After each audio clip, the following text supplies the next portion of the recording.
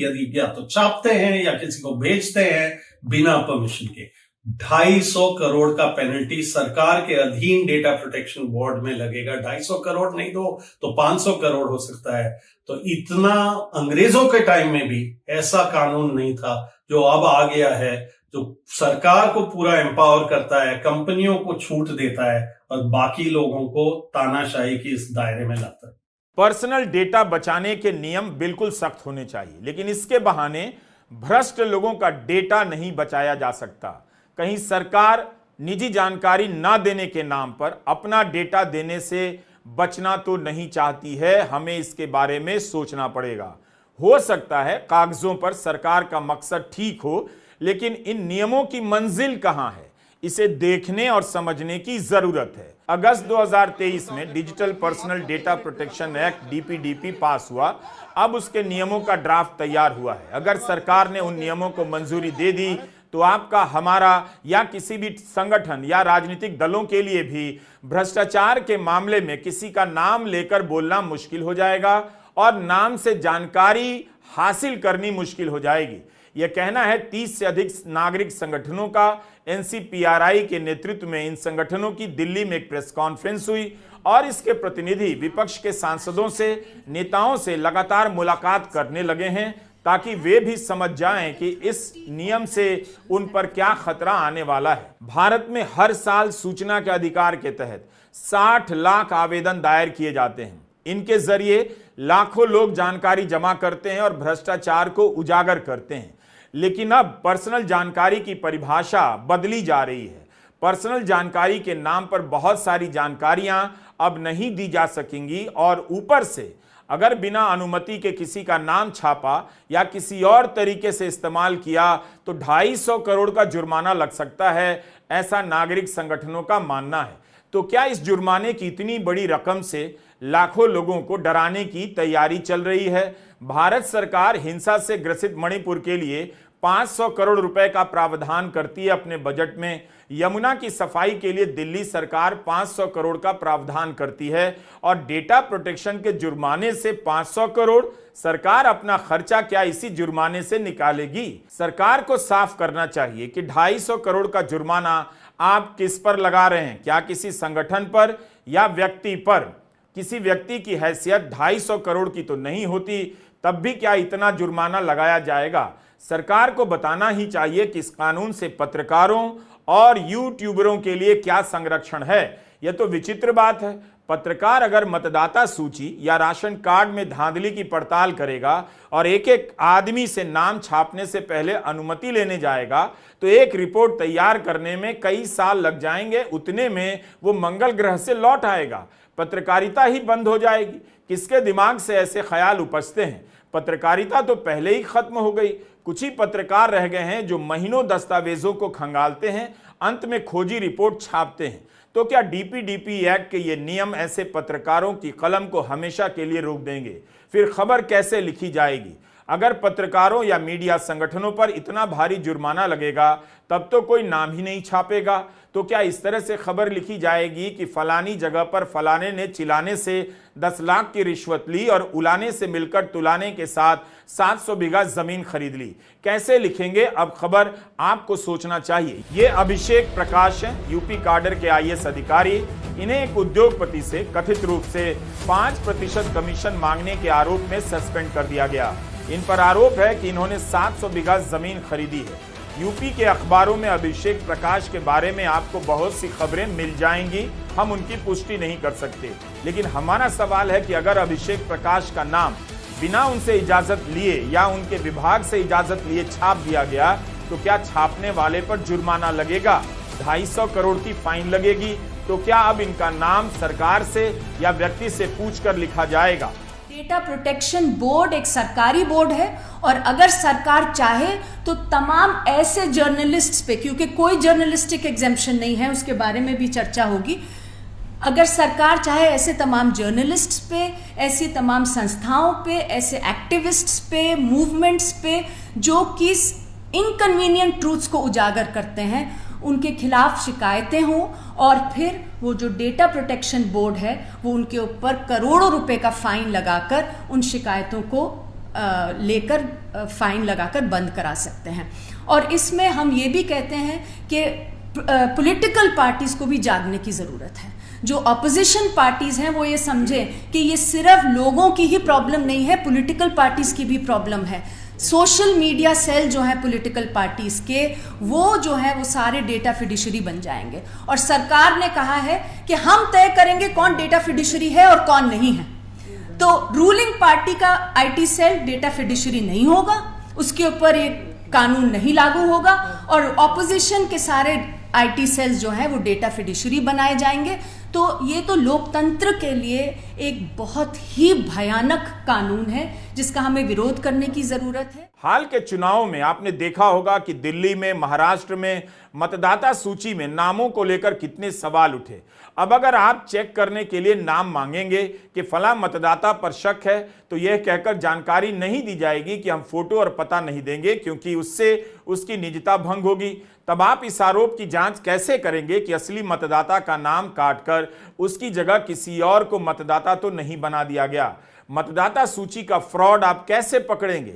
कई बार जब कोई पेंशन या छात्रवृत्ति का घोटाला होता है तो आप सूचना के अधिकार के तहत जानकारी मांगते हैं, फिर पता करते हैं कि यह आदमी सही है या नहीं, तो क्या अब इसकी जानकारी नहीं दी जाएगी? यह कहकर कि किसी की निजी जानकारी नहीं देंगे, तब तो भ्रष्टाचार को खुला सपोर्ट मिल जाएगा। ये सब सवाल उठा रहे हैं भारत के 30 संगठन और एनसीपीआरआई। निखिल डे का कहना है कि पत्रकार आरटीआई के जरिए कितनी ही सूचनाएं लेते हैं, उनकी खबरें उससे बेहतर होती हैं, लेकिन अब उनके लिए इस तरह की खबरें लिखने का मतलब खतरों से खेलना हो जाएगा। भयंकर खतरा है। आरटीआई की पूरी लड़ाई एक झटके में खत्म, लेकिन वो खत्म केवल नहीं। अंग्रेजों के टाइम के यदि हम देखेंगे pre RTI, it was the official secrets act. केवल आपने कोई कॉन्फिडेंशियल चीज को छाप दिया या टॉप सीक्रेट को छाप दिया तो आपके खिलाफ कार्रवाई हो सकती थी। अब इस कानून में आपने बिना कंसेंट किसी का नाम छाप दिया, और उसको वो क्यों देगा कंसेंट? यदि आप उसका कुछ उजागर कर रहे हो तो वो जा सकता है, और आपके ऊपर वो करोड़ों की फाइन वो पर्सनली जा सकता है, कोई सरकार नहीं। इन खतरों को ठीक से समझने की जरूरत है, राजनीतिक दलों को भी और आम नागरिकों को भी, पत्रकारों को भी। डेटा फिड्यूशरी का मतलब यह हुआ कि किसी संगठन ने इस विश्वास पर आपका डेटा लिया कि उसका इस्तेमाल अपने रिसर्च में करेगा। डेटा फिड्यूशरी वह व्यक्ति होता है जो अकेले या दूसरों के साथ मिलकर यह तय करता है कि व्यक्तिगत डेटा को कैसे और क्यों प्रोसेस कर रहा है। यह खबर लिखने में भी किया जा सकता है और रिसर्च की रिपोर्ट तैयार करने में भी। डीपीडीपी एक्ट आप पर तब भी लागू होगा जब आप व्यक्तिगत डेटा को प्रोसेस कर रहे हैं, यानी एक पत्रकार के रूप में अगर आप कोई जानकारी डिजिटल रूप से जमा कर रहे हैं या अपने गैर डिजिटल रूप में जमा की हुई जानकारी को बाद में डिजिटल फॉर्म में बदलते हैं, तो आप भी इसके नियमों के दायरे में आ जाएंगे। इसलिए अगर आप तय कर रहे हैं कि व्यक्तिगत डेटा को कैसे हैंडल किया जाएगा और उस डेटा को आप प्रोसेस भी कर रहे हैं, तो आपको डेटा फिड्यूशरी माना जाएगा। अब जब ये संशोधन कर दिया गया है डेटा प्रोटेक्शन एक्ट के जरिए से, ये सारी सूचनाएं हमें मिलने में बहुत ज़्यादा दिक्कत होगी, मिलेंगी ही नहीं ऐसी सारी सूचनाएं। तो मतलब सरकार ने एक तरीके से अपनी जवाबदेही का, अपने भ्रष्टाचार को रोकने का जरिया बंद कर दिया है। एनपीएस, नॉन परफॉर्मिंग एसेट्स हैं बैंक्स के, लोग जानना चाहते हैं कि ये कौन पूंजीपति हैं जिनको अरबों रुपए देके वो फरार हो जाते हैं, उनके लोन माफ कर दिए जाते हैं। अब कहा जाएगा ये तो व्यक्तिगत सूचना है, किसी का नाम व्यक्तिगत सूचना है, हम नहीं बताएंगे। कोई कॉन्ट्रैक्ट है, लोग जानना चाहते हैं कि कॉन्ट्रैक्टर कौन है, कंपनी कौन थी, कहा जाएगा ये तो व्यक्तिगत सूचना है, आइडेंटिफाइज अ पर्सन, इसलिए सूचना नहीं मिलेगी।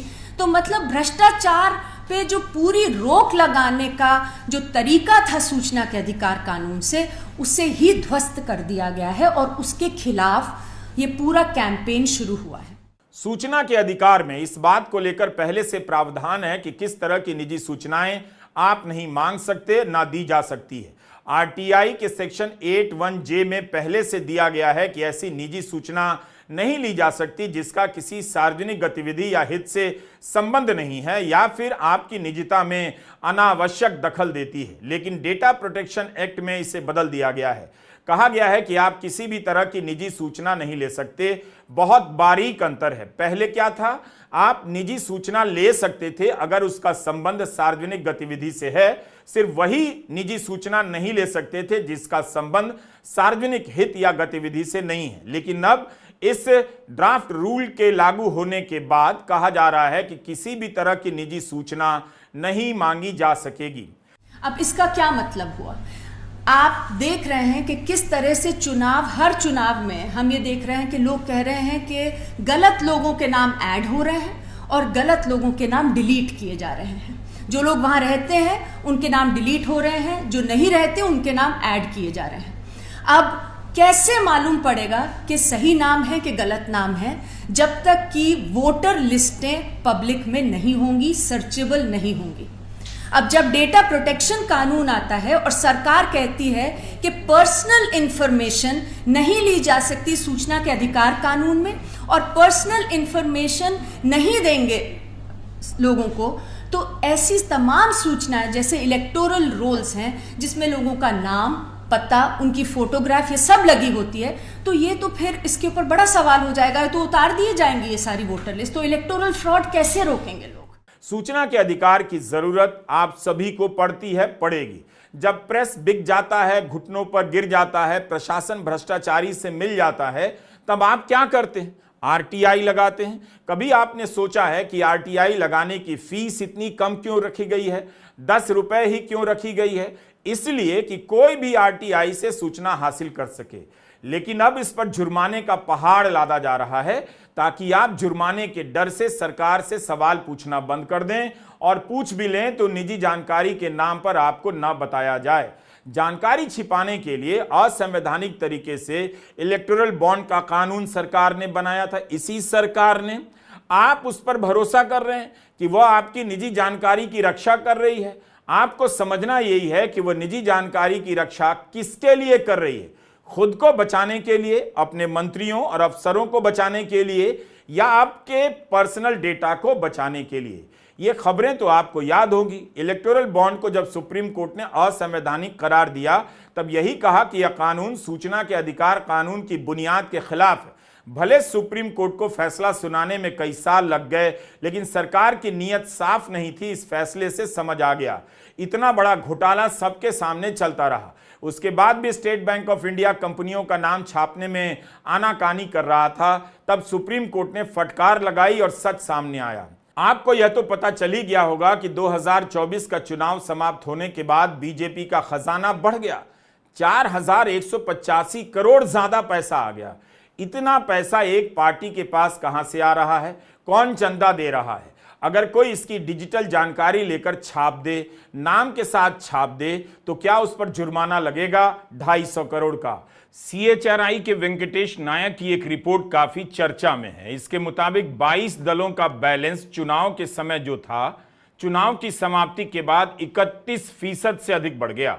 अकेले बीजेपी का 84% से अधिक बढ़ा है।